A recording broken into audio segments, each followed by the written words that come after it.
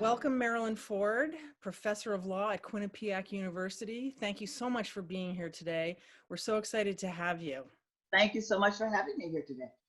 We're going to talk a lot about different things, and I'm going to start right from the beginning, if that's okay. Tell me a little bit about growing up.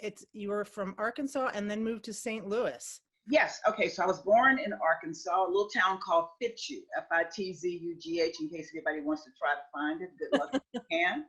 My parents were very young, African-American Black people. I'll just simply say got married very young in the South. Both of my parents were sharecroppers.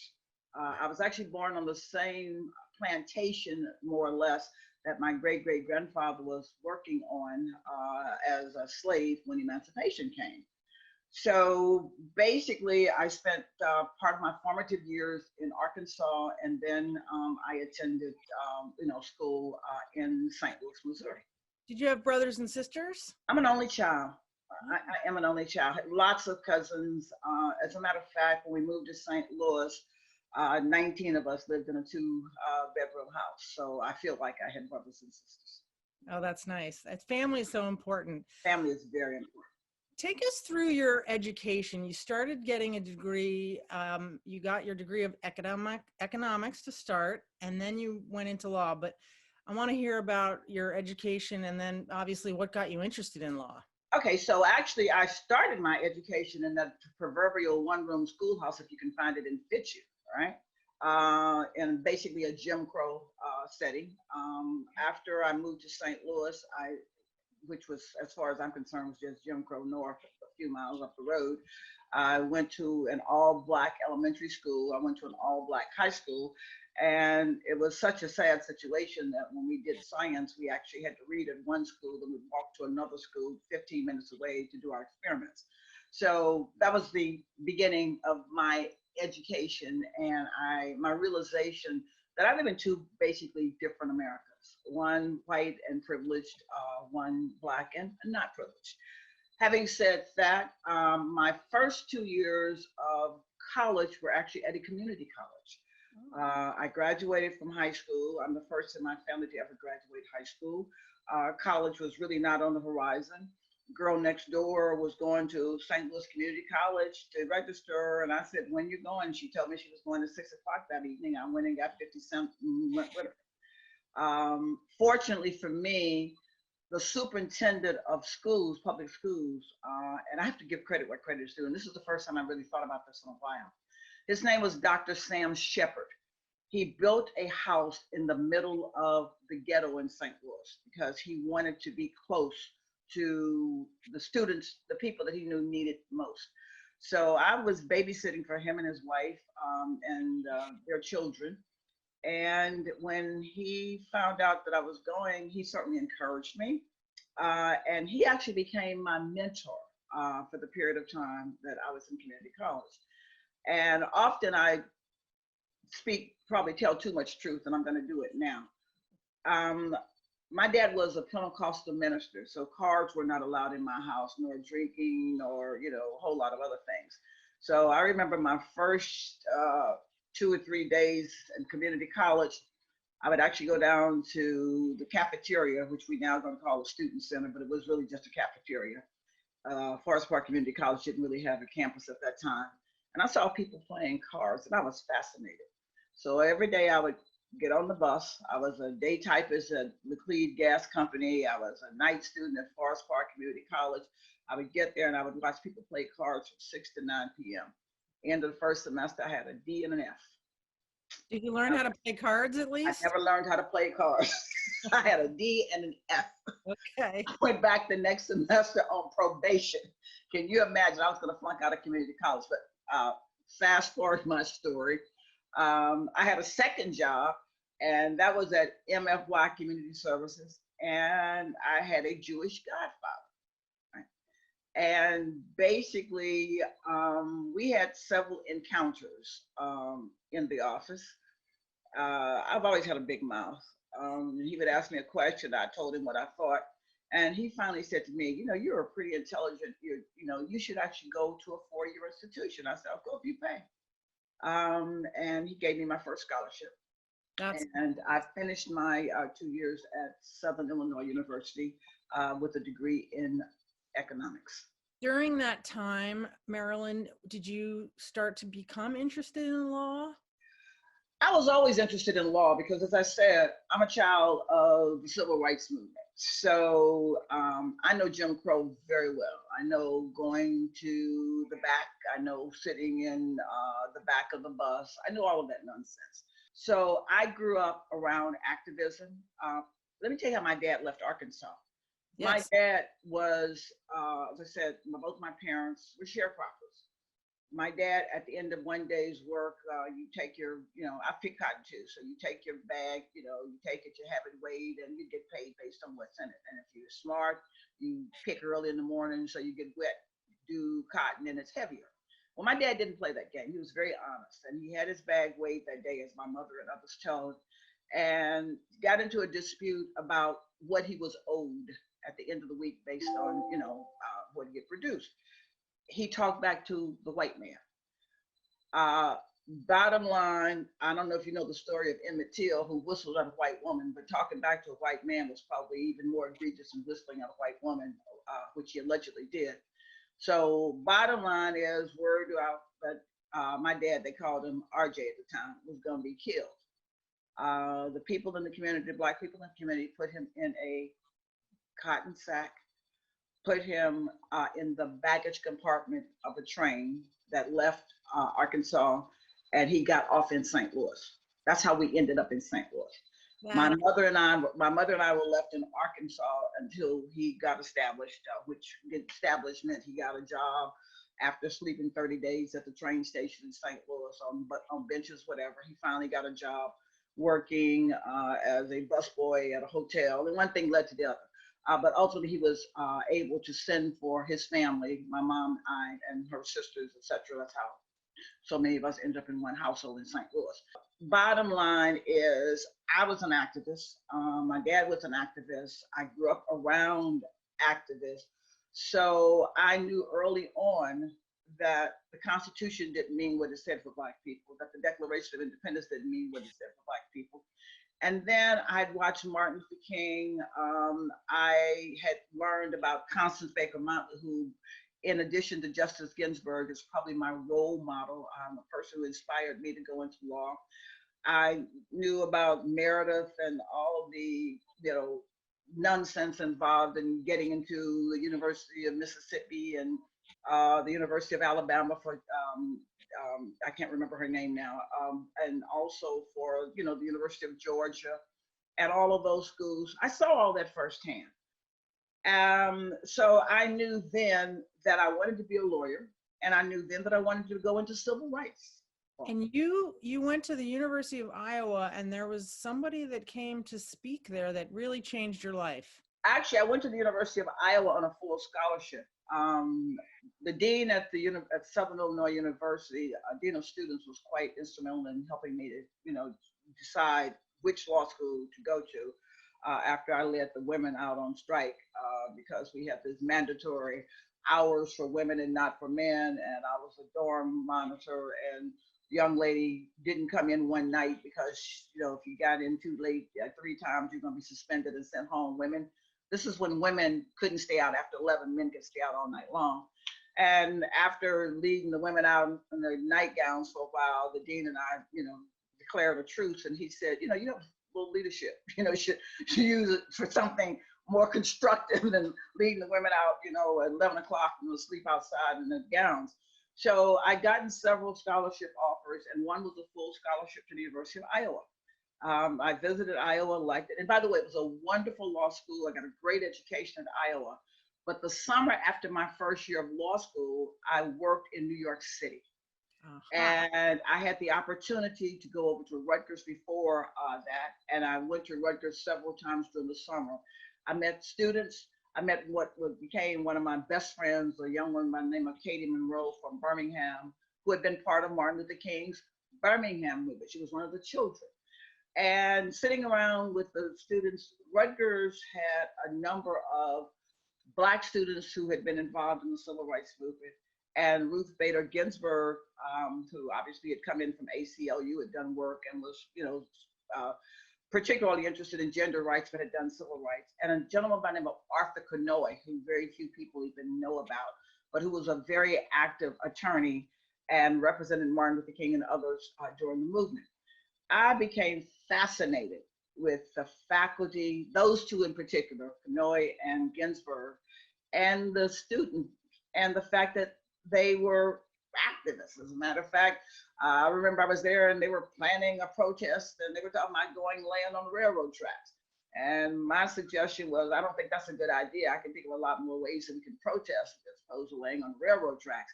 But I realized then that that was where I wanted to be.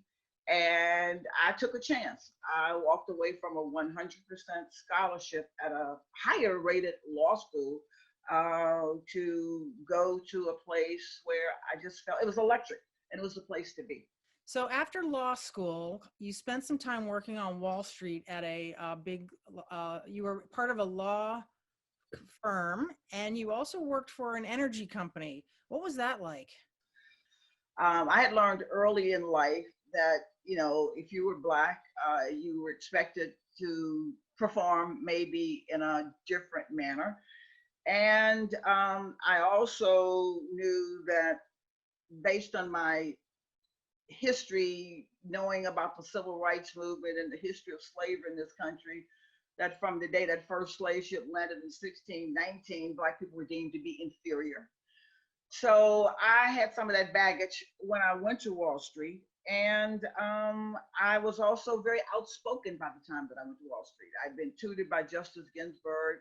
I had participated in lay-ins, pray-ins, and sit-ins, and shut-ins, and all kinds of ins because I was on the outs.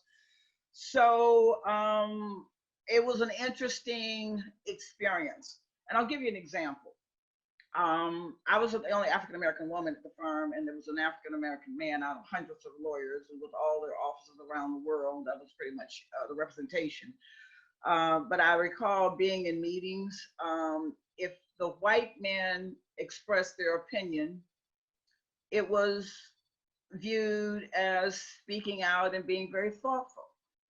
Oftentimes, when I expressed my opinion, it was deemed, particularly if I differed, my opinion was different, I was viewed as the angry Black woman.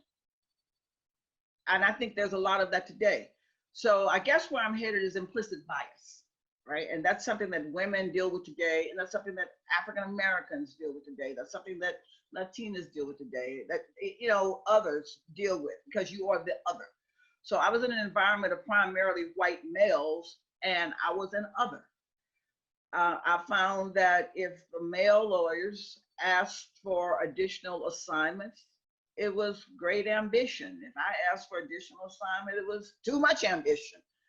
So I wasn't made to feel as if I shouldn't be there. It was just sort of getting an understanding. You know, what are the rules of the game? And I'm not sure that women even today really know the rules of the game. And I know Black people are still trying to find the game.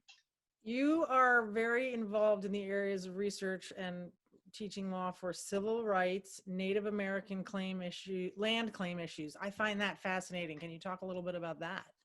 Yes. So I was sitting in my office one day and I got a call. And I got a call from, I'll tell you, I got into Native American rights, a circuitous route.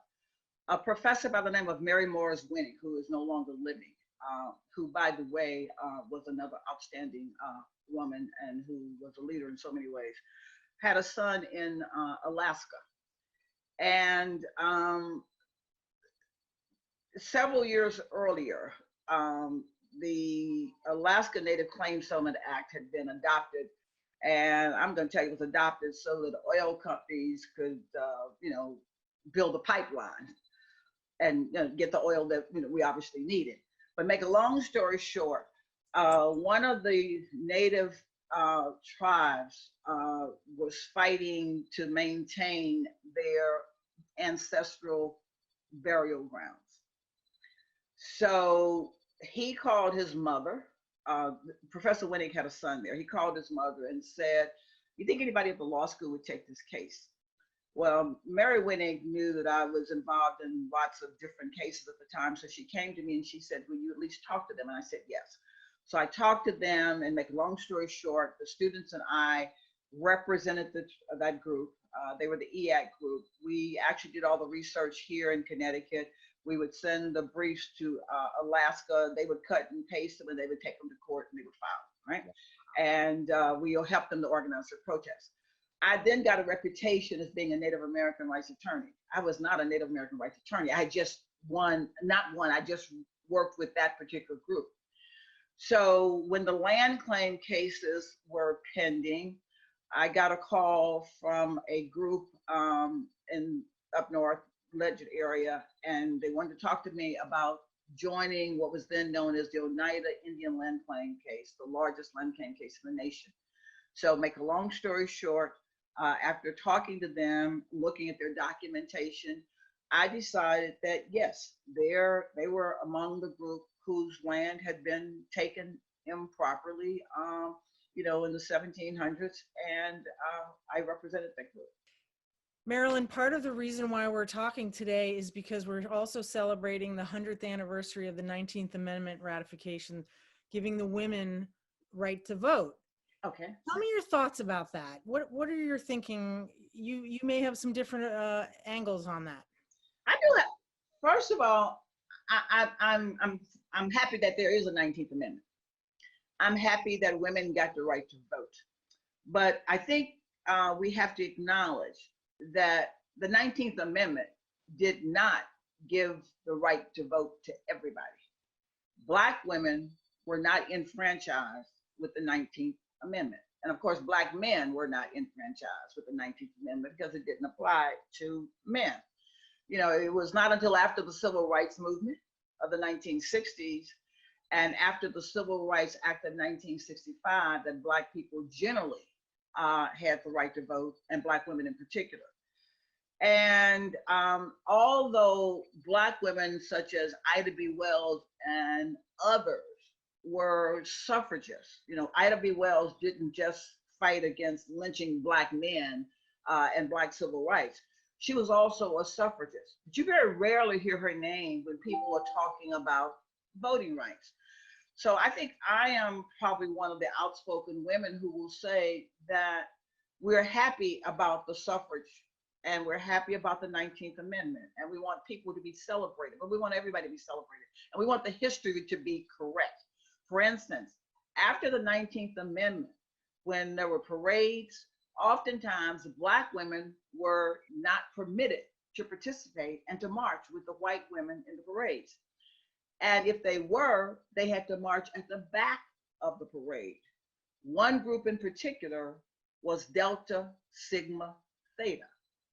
That's a sorority of which I am a member. So we have to understand that the 19th Amendment was great for white women. The 19th Amendment was not the same for everybody else. Let's talk about a couple things. You are a civil rights leader in your role as a professor. What makes a great leader? I think listening is important. I'm not sure I'm a great leader, okay, but I think listening is important. I think being compassionate is important. I think having principles is important.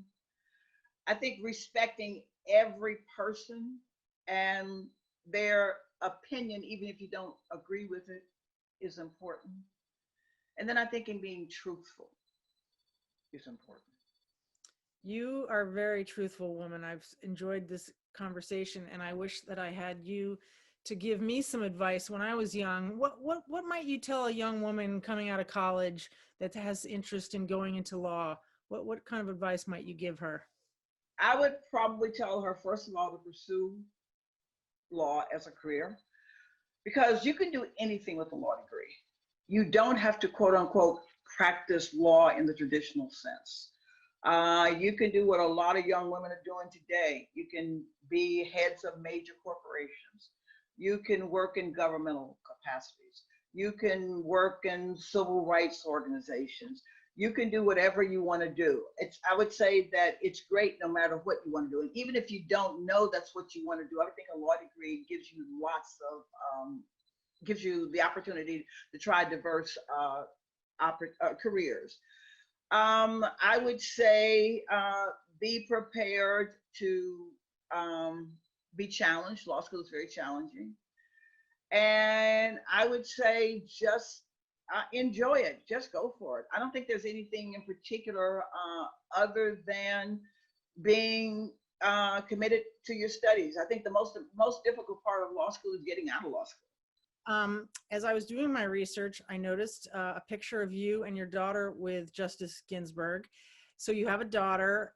How was it balancing work and raising her while you were teaching or working? I have a daughter and a son, and they're both wonderful young people. They are doing very well in their careers. They're doing very well personally. So I had to balance both. And let me just tell you about my daughter, since we were talking about the 19th Amendment and gender. With my first pregnancy, I was pregnant in the early 70s. And in the early 70s, one of the challenges that career women had was that you weren't supposed to have families. As a matter of fact, I remember in interviews for Wall Street and elsewhere being asked if I was married and if I planned to have children. And in those days, you could ask that question. So I concealed my first pregnancy until I couldn't conceal it any longer. I wore oversized dresses. I wore oversized jackets. You probably don't know what a can-can slip is, a pedicure, whatever. I wore those. I would rather look fat than, look pregnant. So I concealed pregnancies until I could conceal them no longer. Once I had children, it was challenging. I don't have family here. So the biggest challenge was child care. I was one of the first ones to write to Governor Grasso and others about, let's talk about what we got for child care. And at Quinnipiac, when I didn't have child care, I would take my children on campus. I had a neighbor who had a daughter who worked for me in the evenings. I would get her, I would get my children, I would get some toys, and I had a playpen in my office. I figured if the male lawyers, professors would bring their dogs to campus, I could bring my children. All right. That's exactly what I told the dean when he asked me why my children were there. And I said, did you ask Professor so-and-so who brings his dog why his dog is here? That was the end of that conversation. I taught evening classes. And the reason I taught evening classes was so that I could be home between the hours of 3:30 and 6 to make sure they got their homework done, to make sure that they were being prepared for the next day. And then I would go back to my office and I might teach a class from 8 to 10 p.m. And I do that today so that young women and young men, since I don't discriminate on gender, can also spend time with their families. I'm, number one in seniority at the law school. I could probably have any schedule that I want. I teach the late classes and I teach the very early classes so that the younger people who have families can spend time with their families. Marilyn, what gives you hope? Prayer, to be very honest. I think that humanity generally, I think that people are basically good people. I think that in today's environment, with all of the racial strife, with all the social unrest, I think that the young people of today are different than the people were, clearly, in the 1600s, 1700s, 1800s, and even in the 1950s during the Civil Rights Movement. I think that open conversation, having the hard discussions, being able to be truthful, trying to understand the other person's perspective, trying to put yourself in the other person's shoes, as I call it.